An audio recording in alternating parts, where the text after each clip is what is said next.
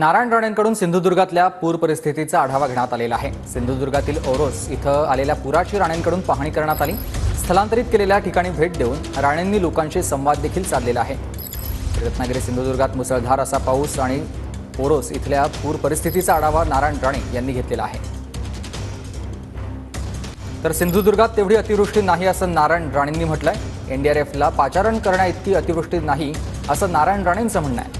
सिंधुदुर्गात काल 270 मिलीमीटर पाऊस झाला आणि सध्या परिस्थिती चांगली आहे। दरम्यान काल सिंधुदुर्गाला मुसळधार पावसानं झोडपलेलं होतं।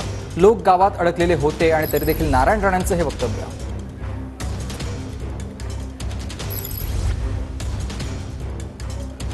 एनडीआरएफला पाचारण करण्याइतकी अतिवृष्टी नाही असं नारायण राणे म्हणतात। सिंधुदुर्गात तेवढी अतिवृष्टी नाही, नारायण राणेंचं हे वक्तव्य आहे।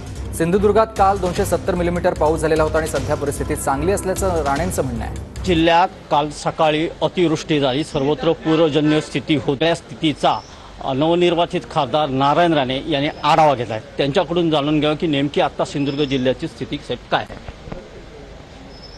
आता सिंधुदुर्ग जिल्ह्याची स्थिती उत्तम आहे।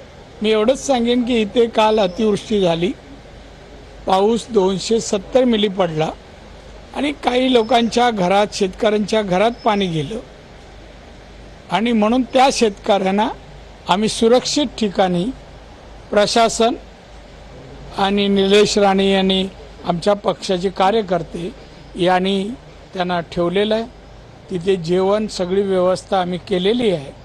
पाऊस ओसरताच त्यांचं घराचं नुकसान वगैरे पंचनामे सुरू आहेत, त्यांना मदत केली जाईल आणि सुरक्षित परत घरी पोचवलं जाईल।